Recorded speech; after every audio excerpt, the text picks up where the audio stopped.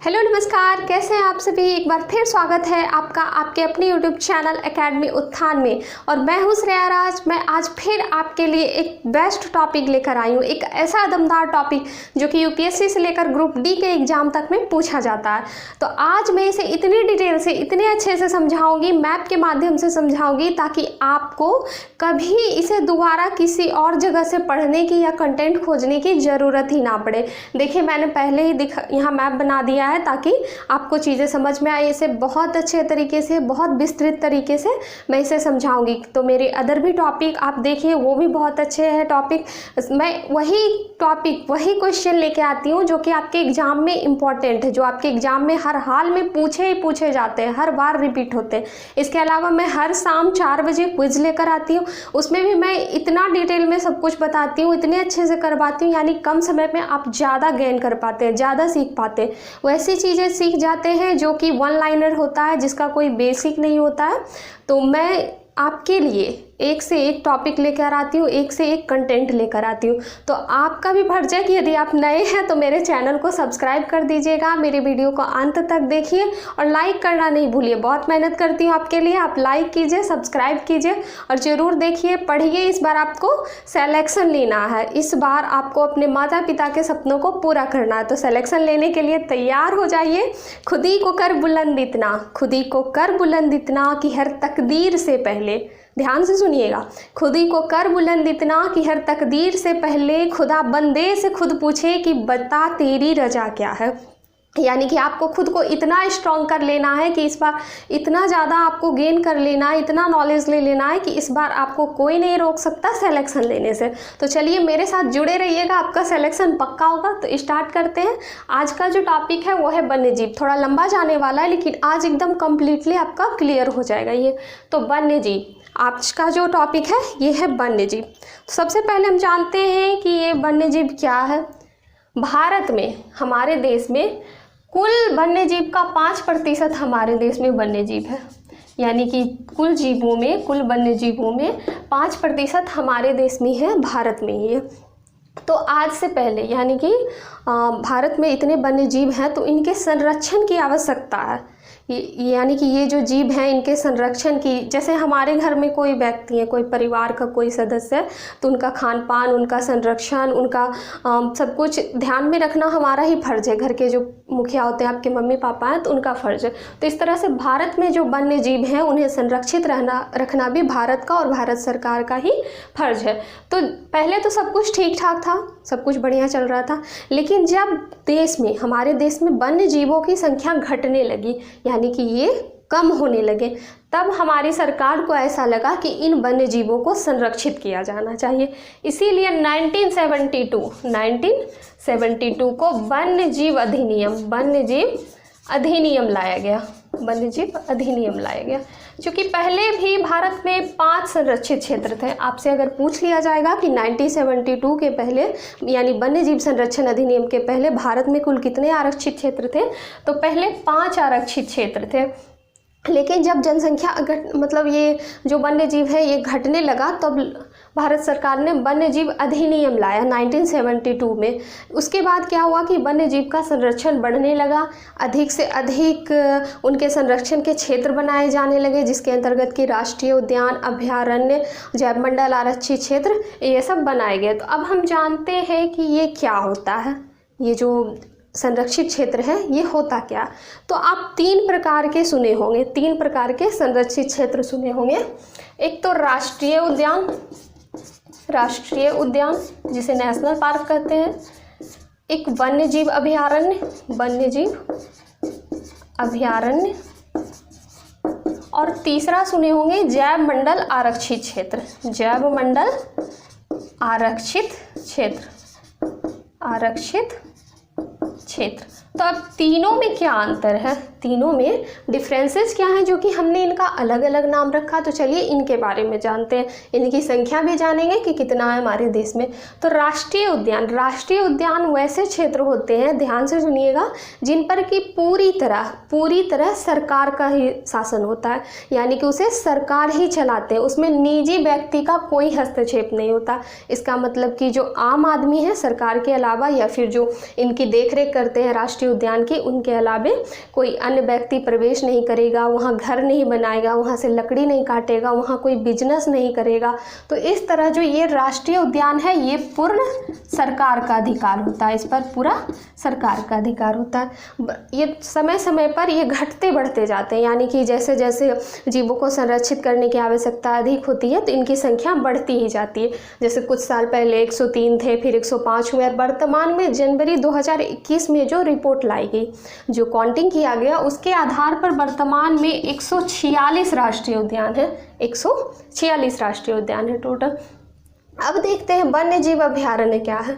तो वन्य जीव अभयारण्य वैसा क्षेत्र है जिस पर आंशिक रूप से सरकार का शासन होता है, मतलब यहाँ कोई थोड़ा थोड़ा निजी काम कर सकता है, लेकिन वैसा काम नहीं जिससे कि इन वन्य जीव को नुकसान पहुँचे, वैसा कुछ नहीं करेगा। यानी कि आंशिक रूप से सरकार का शासन, आंशिक रूप से सरकार का हस्तक्षेप होता है और कम रूप में निजी व्यक्ति का हस्तक्षेप होता है। तो अभी वर्तमान में यदि वन्य जीव संरक्षण की संख्या देखी जाए तो ये भी घटते बढ़ते रहते हैं, इसका भी कोई मेन डाटा नहीं होता है, कब घट जाते हैं कब बढ़ जाते हैं। तो ऐसे क्वेश्चन के लिए आपको हमेशा अपडेट रहना होगा। जैसे आप यदि 2021 में एग्जाम दे रहे हैं तो 21 का डाटा, अगर 22 में दे रहे हैं तो 22 का डाटा, ये सब ध्यान में रखना पड़ेगा।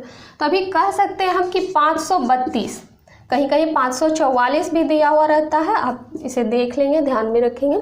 तो कहीं 532 भी है, वन्य जीव अभयारण्य लगभग 532 की संख्या में है।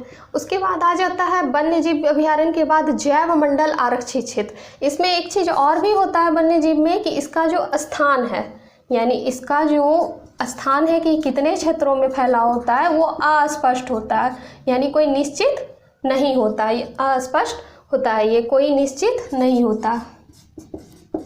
तो आपको ये ध्यान में रखना है, कभी कभी ऑब्जेक्टिव के रूप में क्वेश्चन भी पूछे जाते हैं। अब आ जाता है जैव मंडल आरक्षित क्षेत्र, यानी जैव मंडल आरक्षित क्षेत्र किसे कहते हैं। तो वर्तमान में इसकी कुल संख्या 18 है, हमारे देश में वर्तमान में जैव मंडल आरक्षित क्षेत्र की संख्या 18 है।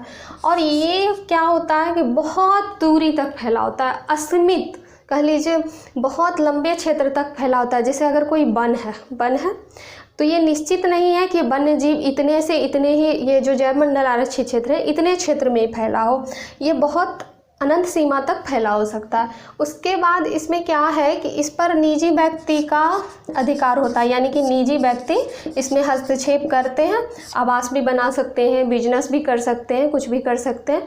बस है कि वन्य जीवों का ध्यान में रखते हुए, उनको ध्यान में कि उन्हें कोई नुकसान नहीं पहुंचा। तो ये तो जो जैव मंडल आरक्षित क्षेत्र है, इसमें पहला जैव मंडल आरक्षित क्षेत्र जो था नीलगिरी का क्षेत्र है, नीलगिरी का क्षेत्र है, आप इसे ध्यान रखेंगे, ऑब्जेक्टिव के रूप में पूछा जाता है, तमिलनाडु में स्थित है। तो ये नीलगिरी क्षेत्र देख लीजिए, वहाँ भी मैंने बनाया है, तमिलनाडु में नीलगिरी क्षेत्र स्थित है। तो अब तो आ गए कि ये है क्या और इनकी संख्या कितनी है। अब जानते हैं कि ये इनमें एक और क्वेश्चन पूछा जाता है। आप यदि अभी कंपटीशन की तैयारी कर रहे हैं, कंपटीशन का बुक पढ़ेंगे, अन्य जगह से पढ़ेंगे, डाटा लाएंगे, तो भी आपको वैसा डाटा भी नहीं मिलेगा, क्योंकि आप सुनते होंगे यूपीएससी के एग्जाम में भी कहा जाता है कि क्लास 7 से लेकर 12 तक की आपको एनसीईआरटी की बुक सबसे पहले पढ़नी होगी, वहीं से उनकी तैयारी शुरू होती है। तो ये जो एनसीईआरटी की बुक है, या फिर आप क्लास 7-8 में जब पढ़ते हैं तो उसमें कुछ चीज़ें मिलती हैं, कुछ क्वेश्चंस उससे मिलते हैं जो कि आपको अभी वर्तमान में नहीं मिलते हैं, नहीं आते हैं किसी बुक में। तो आपको ये चीज़ ध्यान में रखना है कि कुछ क्वेश्चन, जैसे आप यदि एग्ज़ाम देते हैं तो आप 70% तो बना लेते हैं, जैसे जो कंपटीशन के बुक में रहता है या कोई तैयारी कराता है उससे, लेकिन आप कहाँ मार खाते हैं, कहाँ आपका सिलेक्शन नहीं होता, जहाँ 30%, और वो 30% ये जो 7 से लेकर 12 तक के बुक होते हैं एनसीईआरटी की या फिर अदर बुक, उनसे आती है। इसीलिए मैं उनसे डाटा लेके आती हूँ, आपको उन्हीं से बताती हूँ, ताकि आपके एग्ज़ाम में क्वेश्चन नहीं छूटे। मैं खुद भी उससे पढ़ती हूँ, तो आपको भी इसीलिए उसी से पढ़ाती हूँ। मैंने नोट्स भी बना रखे हैं। तो अब देखिए बताती हूँ मैं आपको, ये तो हो गया इतना।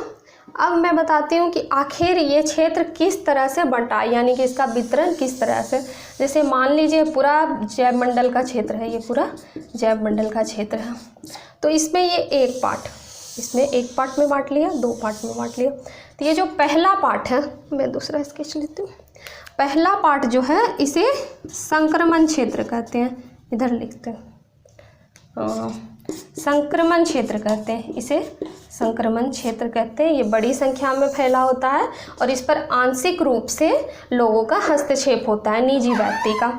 जैसे कि इसमें आवास बना सकते हैं, मैंने बताया भी, बिजनेस कर सकते हैं। तो यदि क्वेश्चन आ जाए कि कौन से क्षेत्र में, वन्य जीव के कौन से क्षेत्र में व्यक्ति का हस्तक्षेप होता है आंशिक रूप से या हस्तक्षेप पूरी तरह होता है, तो इसमें आप संक्रमण क्षेत्र लगाएंगे। अब दूसरा पार्ट जो आ गया इसको बकर क्षेत्र कहते हैं, बकर क्षेत्र कहते हैं इसको। इसमें व्यक्तियों का जो संरक्षण होता है बहुत कम मात्रा में, नगण्य मात्रा में। तो इस पे सरकार का, जैसे मैंने बताया कि आंशिक रूप से हस्तक्षेप होता है, तो इसमें भी व्यक्ति आ जा सकते हैं, घूम सकते हैं, लेकिन कुछ नुकसान नहीं पहुंचाएंगे वन्य जीवों को। और ये जो अंदर का पार्ट आपको ये दिख रहा है, इसे कोर क्षेत्र कहते हैं, कोर क्षेत्र या कोर जोन भी कहते हैं इसे, कोर जोन। ये पूरी तरह से आम आदमी के लिए प्रतिबंधित होता है, यानी कि इसमें कोई नहीं जा सकता, कोई हस्तक्षेप नहीं कर सकता। तो आपसे यदि क्वेश्चन आएंगे कि कौन सा ऐसा क्षेत्र है वन्य जीव का जिस पर कि पूरी तरह से आम आदमी का प्रतिबंध होता है, तो आप लगाएंगे कोर क्षेत्र में। तो यहाँ तक तो हो गया, मैंने बता दिया। और अब इससे आगे बताते हैं आगे इससे, तो इसको तो मिटाना पड़ेगा। आज मिटा के पढ़ेंगे, लेकिन पूरा पढ़ेंगे, तो ध्यान में रखिएगा आप। अब देखिए क्या है कि हमारे जो कुछ प्रोजेक्ट लाए गए वन्य जीव के संरक्षण के लिए, कुछ प्रोजेक्ट लाए गए, कुछ अधिनियम लाए गए, क्योंकि कुछ वन्य जीव ऐसे हो रहे थे जो कि एकदम विलुप्त हो रहे थे। जैसे कि आप टाइगर को ले लीजिए, गिद्ध को ले लीजिए, डॉल्फिन को ले लीजिए। तो कुछ ऐसे वन्य जीव थे जो कि पूरी तरह विलुप्त हो रहे थे, तो उनके लिए कुछ अधिनियम लाया गया उनके संरक्षण के लिए। जैसे कि बाघ संरक्षण अधिनियम, बाघ संरक्षण अधिनियम 1973। बाघ संरक्षण अधिनियम कब लाया गया? 1973 लाया गया, क्योंकि बाघों की संख्या में अत्यधिक गिरावट हो रही थी, बाघों की संख्या में अत्यधिक गिरावट हो रही थी, जिसकी वजह से बाघों के संरक्षण के लिए बाघ संरक्षण अधिनियम लाया गया 1973। इसी तरह से ये जो गिद्ध होते थे, गिद्ध विलुप्त प्राय प्राणी है, ये गिद्ध जो है, इनके संरक्षण के लिए 2006 में अधिनियम लाया गया, 2006 में अधिनियम लाया गया। और हाथी के संरक्षण के लिए भी लाया गया, हाथी को विरासत पशु भी कहते हैं, ये भी क्वेश्चन आता है। तो गिद्ध का ये तो क्वेश्चन पूछेगा कि 2006 में ये अधिनियम कब लाया गया।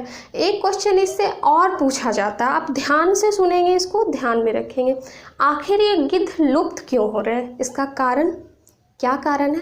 तो जो ये दुधारू पशु होते हैं, जैसे गाय, भैंस, ये सब हो गए, उनके दुग्ध उत्पादन के लिए, यानी कि उनके दूध में वृद्धि के लिए उन्हें दवाई खिलाई जाती है, इंजेक्शन भी लगाया जाता है। यदि आपके घर में मवेशी होगा तो आपने भी देखा होगा कि किस तरह उन्हें इंजेक्शन लगाया जाता है ताकि उनके दूध में वृद्धि हो। तो ये जो होता है, उन्हें दवाई खिलाई जाती है। तो एक दवाई होता है डाइक्लोफिनिन, एक दवाई होती है डाइक्लोफिनिन, डाइक्लोफिनिन।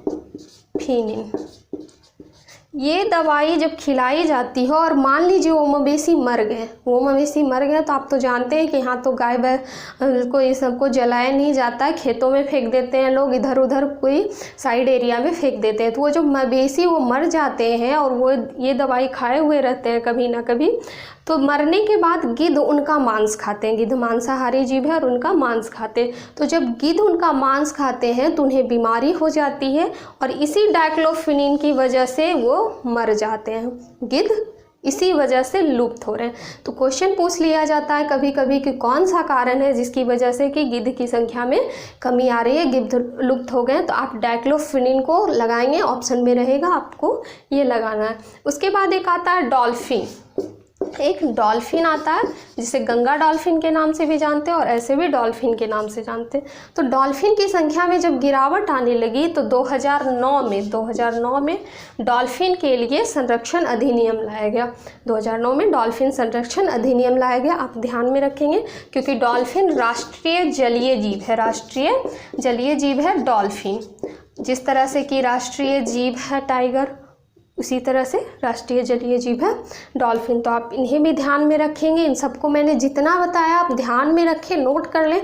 आपको और अदर कुछ पढ़ने की इससे रिलेटेड ज़रूरत नहीं है। अब हम आते हैं कि ये जो राष्ट्रीय उद्यान सब बनाए गए, ये जो जैव अभयारण्य, जैव मंडल, आरक्षित क्षेत्र सब बनाए गए, इनसे क्वेश्चन आता है कि ये कहाँ स्थित है, ये किस लिए प्रसिद्ध है।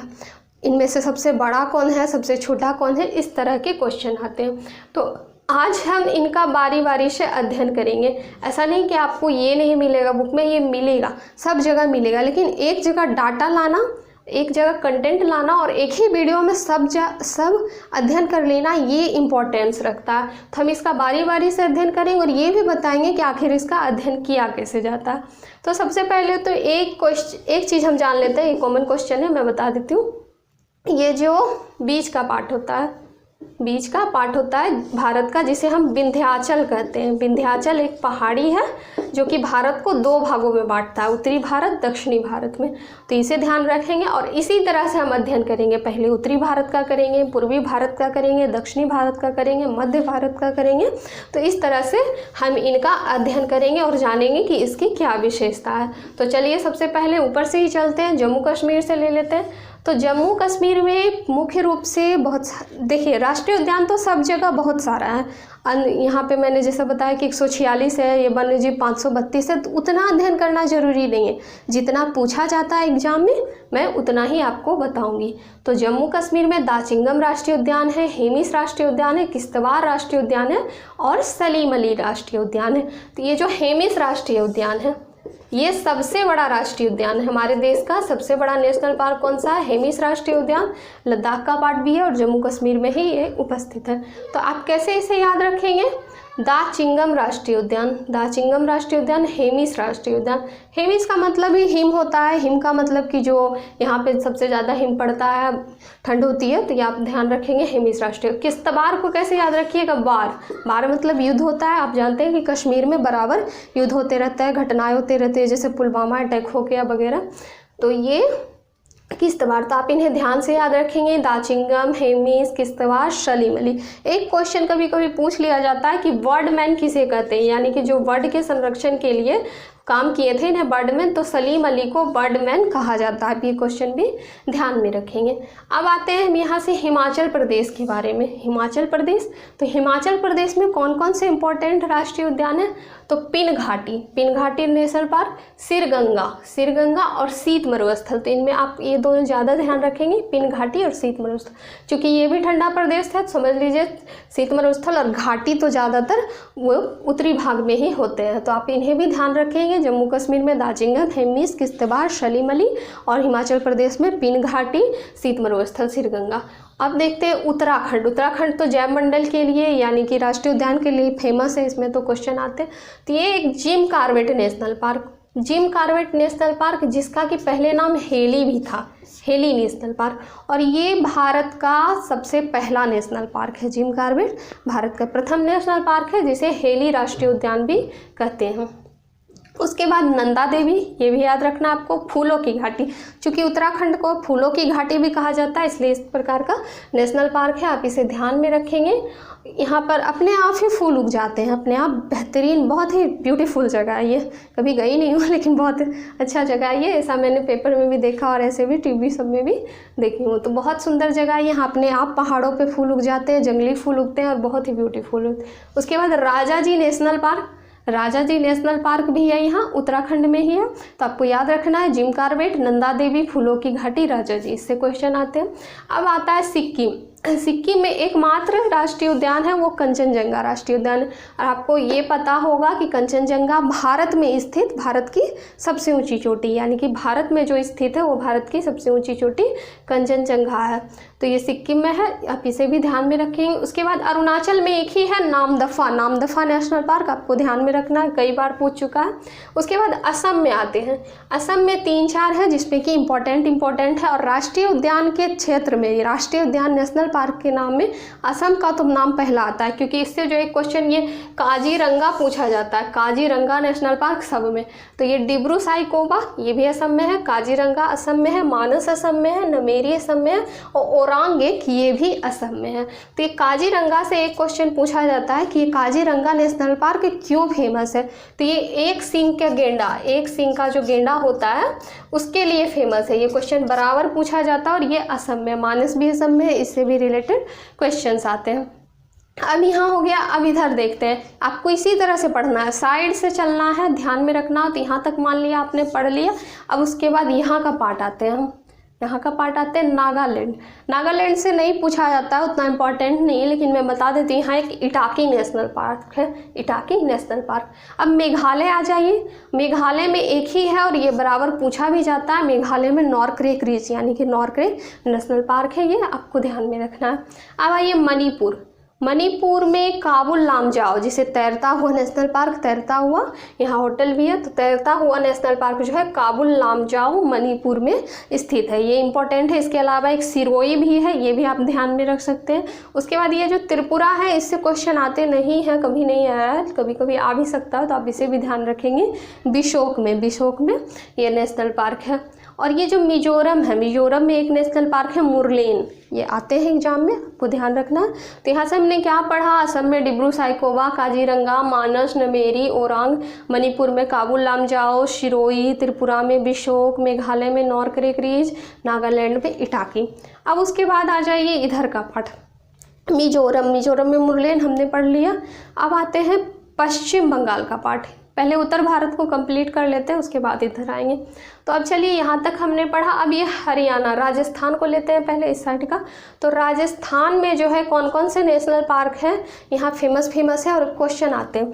तो मुकुंदरा हिल है, राजस्थान में ही है। केवलादेव, घाना पक्षी विहार, ये पक्षी के लिए फेमस है, इसे पक्षी विहार कहते हैं, घाना पक्षी विहार। रणथंबोर अभयारण्य, सरिस्का अभयारण्य। तो ये पाँचों इंपॉर्टेंट है, आपको पाँचों ध्यान में रखना है। उसके बाद इधर आ जाइए हरियाणा में कालेश्वर और सुल्तानपुर, जिसमें सुल्तानपुर ज़्यादा इम्पोर्टेंट है, तो आप ध्यान रखेंगे कि हरियाणा में कालेश्वर और सुल्तानपुर राष्ट्रीय उद्यान। उसके बाद यूपी में आ जाइए, यूपी में दुधवा, चंद्रप्रभा, पीलीभीत, ये तीनों राष्ट्रीय उद्यान है। तो यूपी में अभी हाल ही में टाइगर प्रोजेक्ट, जो ये टाइगर रिजर्व क्षेत्र है इनमें, तो उन्हें 2 मल्टीपल अवार्ड भी अभी दिया गया है हाल ही में, शायद 2020 या 2021 में ही, क्योंकि वहाँ बाघों की संख्या दुगनी हो गई, तो यहाँ अवार्ड भी मिला है। तो यूपी में याद रखिएगा दुधवा, चंद्रप्रभा और पीलीभीत राष्ट्रीय उद्यान।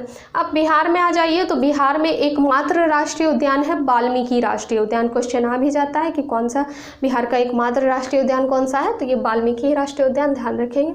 अब झारखंड में भी एक राष्ट्रीय उद्यान है जिसे बेतला के नाम से जानते हैं, बेतला है झारखंड में राष्ट्रीय उद्यान। वैसे झारखंड खनिजों के लिए बहुत फेमस है। उसके बाद आ जाइए मध्य प्रदेश। तो राज्यों में मध्य प्रदेश एक ऐसा राज्य है जहाँ की सबसे अधिक नेशनल पार्क है, सबसे अधिक वन्यजीव क्षेत्र हैं। तो आप ध्यान रखेंगे, इनसे क्वेश्चन बहुत ज़्यादा भी आते हैं। बांधवगढ़, फासिल, कान्हा, पन्ना, पेंच, माधव, ओंकारेश्वर, संजय गांधी। मैंने इतना लिख दिया, इसमें से ये सब तो आप पूरा याद ही रखेंगे। बांधवगढ़, फासिल, कान्हा, पन्ना, पेंच, ये जो माधव, ओंकारेश्वर, ये सब आप जरूर याद रखेंगे। आप इसे एकदम ध्यान में ही कंठस्थ ही कर लीजिए, समझिए 102 बार पढ़िए, आप एकदम ध्यान हो जाएगा आपको। अब चलते हैं हम इधर के पार्ट में, यानी कि जो दक्षिण भारत का पार्ट है, इस साइड में चलते हैं।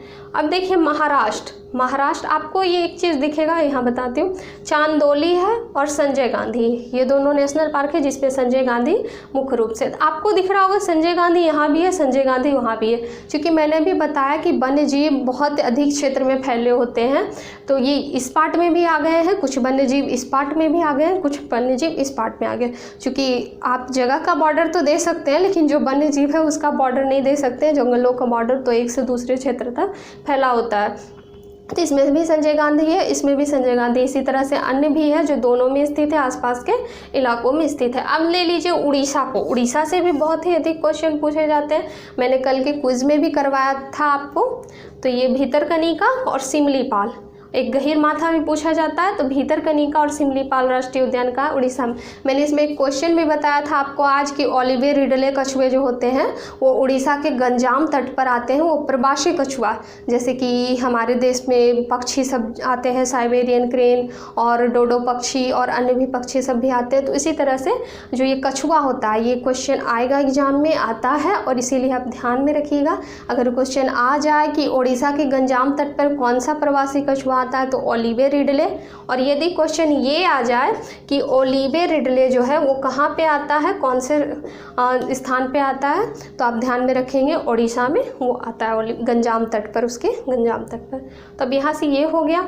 अब इधर देखते हैं गुजरात में कौन सा क्षेत्र है, तो गुजरात में 2 है, गिरवन है और कच्छ है। गुजरात ही एक ऐसा क्षेत्र है जहाँ की एशियाई शेर पाया जाता है। अगर आपसे क्वेश्चन पूछ ले कि एशियाई शेर कहाँ पाया जाता है तो आप ध्यान रखेंगे ये गुजरात में पाया जाता है। अब देख लीजिए ये हो गया।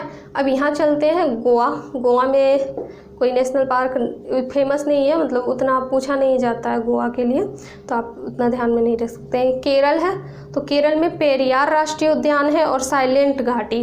वैसे भी केरल को साइलेंट वैली कहा जाता है, तो इसीलिए केरल में पेरियार याद रखेंगे, क्योंकि केरल में नदी भी है, पेरियार नाम की एक नदी भी है, इडुक्की बांध है उस पर, तो आप ध्यान में रखेंगे पेरियार और साइलेंट घाटी, जिसे शांत घाटी भी कहते हैं, तो आपको कंफ्यूज नहीं होना।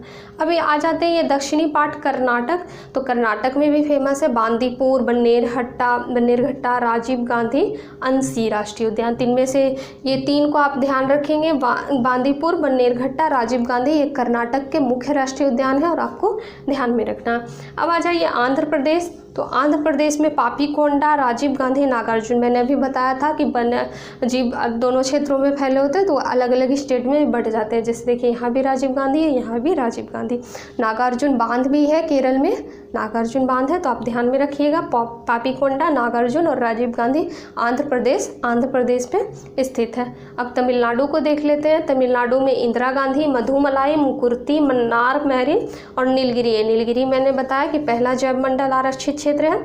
उसके बाद मन्नार की खाड़ी भी है यहाँ पे तमिलनाडु में, इसीलिए मन्नार मैरिन बनाया गया है। उसके बाद इंदिरा गांधी है, मधुमलाई, मुकुर्ती। आपको नाम से भी पता चल जाएगा, मधुमलाई, मुकुर्ती। साउथ की मूवी देखते होंगे, उसमें भी अजीब अजीब टाइप के नाम होते हैं, तो ये जो अजीब अजीब टाइप के नाम, यानी कि मधुमलाई, मुकुर्ती, इस टाइप के नाम जो है ये यहाँ तमिलनाडु से रिलेटेड होते हैं, खासकर दक्षिण भारत से। अब छत्तीसगढ़ को देख लेते हैं। छत्तीसगढ़ में कौन कौन सा राष्ट्रीय उद्यान है? तो इंद्रावती और गुरु घासीदास, ये दोनों मुख्य राष्ट्रीय उद्यान है छत्तीसगढ़ के। आपको याद रखना है इंद्रावती और गुरु घासीदास।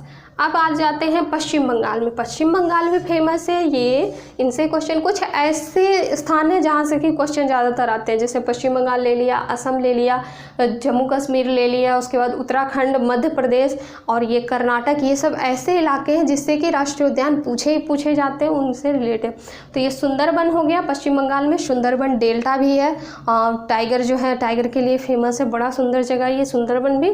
तो ये सुंदरबन डेल्टा भी है यहाँ, सुंदरबन राष्ट्रीय उद्यान भी है। उसके बाद जल्दापारा और बुक्सा, ये 3 वन्यजीव भी यहाँ फेमस है। जल्दापारा, बुक्सा, सुंदरबन, ये पश्चिम बंगाल में स्थित है। अब आ जाइए अंडमान निकोबार में भी कई सारे हैं राष्ट्रीय उद्यान, लेकिन जो फेमस है ये मैं आपको बताती हूँ। तो एक साउथ बटन करके अंडमान निकोबार में वन्यजीव है। तो ये साउथ बटन जो है ये सबसे छोटा नेशनल पार्क है, सबसे छोटा नेशनल पार्क है, जहाँ आपने पढ़ा कि ये जो हेमिस राष्ट्रीय उद्यान है जो लद्दाख या भी जम्मू कश्मीर के भाग में स्थित है, तो हेमिस राष्ट्रीय उद्यान जहाँ सबसे बड़ा राष्ट्रीय उद्यान है, वहीं अंडमान निकोबार में जो साउथ बटन है ये सबसे छोटा राष्ट्रीय उद्यान है। सबसे पहला राष्ट्रीय उद्यान जिम कॉर्बेट, जो कि जिम कॉर्बेट नेशनल पार्क जो यहाँ है उत्तराखंड में है, और इसका प्राचीन नाम हेली नेशनल पार्क था, हेली नेशनल पार्क। उसके बाद ये जो एक सींग के गेंडा के लिए प्रसिद्ध है काजीरंगा, ये सब भी आपको, तो ये पूरा तो मैंने आपको बता दिया कहाँ कहाँ कौन है, जो जिस चीज़ के लिए फेमस था वो मैंने बता दिया। तो आपको क्या है कि इसको ध्यान में रखना है, आप स्क्रीनशॉट ले लेंगे, आप एक मैप तो ज़रूर बना लीजिएगा। मैं तो यही कहूँगी कि आप जब नोट्स बनाइएगा इसका तो मैप के साथ बनाइएगा, और मैंने जो बातें समझाई आपको 1 से 2 बार में याद हो जाएगा सारा। आप बस रिवाइज करते रहिए। मैंने पहले भी बताया कि मैं जो भी टॉपिक देती हूँ उसे आप नोट कर लें, और आप रिवीजन मस्ट है, उसका रिवीजन करते जाएं। 2 से 3 बार पढ़ें, 1 से 2 बार में ही आपको याद हो जाएगा, आप फिर कभी भूलेंगे नहीं और एग्जाम में आपके क्वेश्चन गलत नहीं होंगे। तो इस तरह से आप मेरे टॉपिक भी पढ़िए और मेरे क्विज़ को ज़रूर अटेंड कीजिए। आप लोग उससे बहुत फ़ायदा मिलने वाला है, जो चीज़ें बेसिक नहीं है वो वहाँ ज़रूर आपसे क्लियर हो जाएगा, आप बहुत कुछ सीखेंगे। तो आप मेरे ट्रिक के भी वीडियो देख सकते हैं, मैं ट्रिक के माध्यम से भी कुछ चीज़ें बताती हूँ, आसान कर देती हूँ। तो इस तरह से आप मेरे साथ जुड़े रहिए। आपको आई होप कि समझ में आया होगा, अगर समझ में आया होगा तो कमेंट करके ज़रूर बताइए हाँ अच्छा लगा, आगे भी मैं इसी तरह से कंटिन्यू करूँगी। तो चलिए चैनल को सब्सक्राइब जरूर कर दीजिएगा, मैंने ऊपर लिखा था पता नहीं आया इन्हें वीडियो में कट गया होगा, तो चैनल को सब्सक्राइब कर दीजिएगा, वीडियो को लाइक कर दीजिएगा, और अभी घर पे रहिएगा, सुरक्षित रहिएगा, अपने घर परिवार दोनों का ख्याल रखिएगा। तो चलिए जय हिंद, कल फिर मिलते हैं एक नए वीडियो के साथ।